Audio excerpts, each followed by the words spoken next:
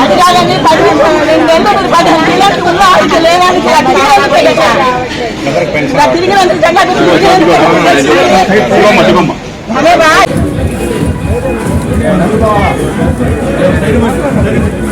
ఏమండి ఎమ్మెల్యే గారు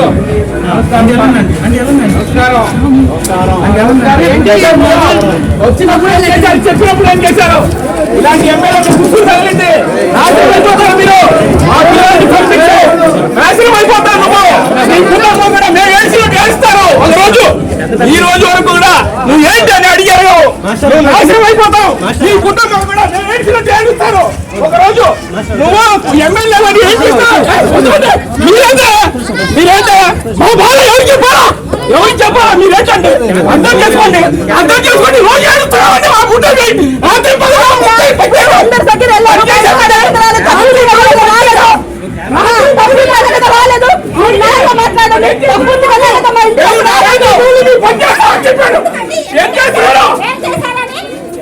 పిల్లల్ని తీసుకెళ్లి అందరినీ జైల్లో పెట్టాడు.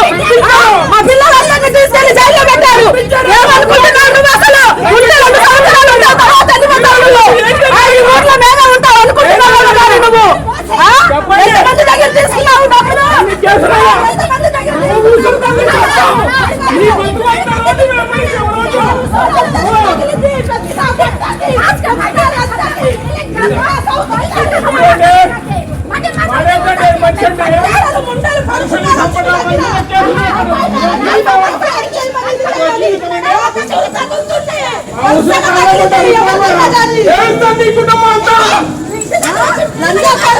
నువ్వు మా దాంట్లోకి వచ్చి మా పిల్లలు తీసుకెళ్ళి అరెస్ట్ చేస్తావా? నువ్వు నిన్ను గెలిపించి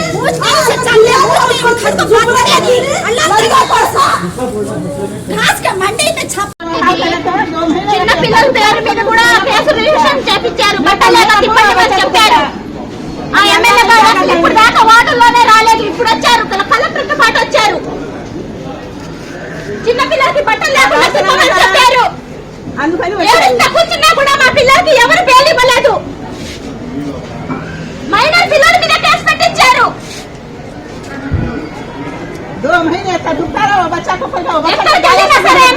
పట్టిస్తున్నారు. నాజర్ చెప్పారని చెప్పారు వాళ్ళు, లేకపోతే మీరు గెలిచారా?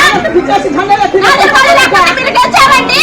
ఇది ఇప్పుడు దాకా వచ్చారా వార్త కేసులు? మైనర్ పిల్లల మీద పెట్టి జైలు పంపించాడు ఆయన. అందరూ సపోర్ట్ ఉంటేనే గెలిచేది, అది గుర్తు పెట్టుకోండి.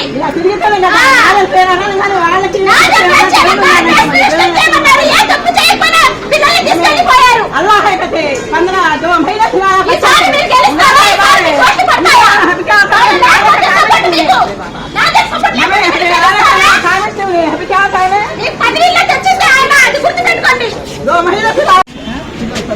వాలంటీర్ ఎవరమ్మా? వాలంటీర్ ఎవరు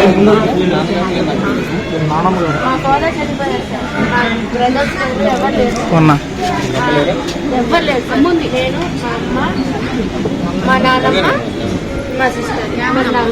పెన్షన్ రావాలి.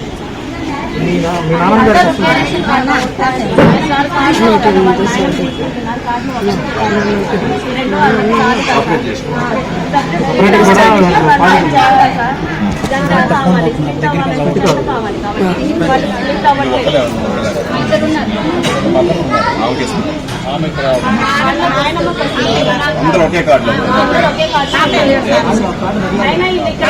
చూస్తున్నారు ఎవరు? ఓటు హక్కు ఇక్కడ ఉంది. వాళ్ళకి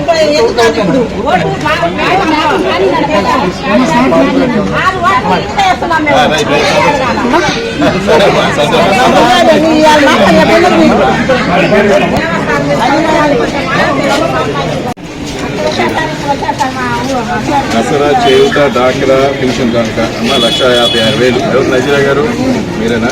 ఎవరితోమ్మా వస్తాయి ఈ డబ్బులండి? మీ అమ్మగారు 30 ఏం కావాలి మరి? నీకు ఏం కావాలో చెప్పు.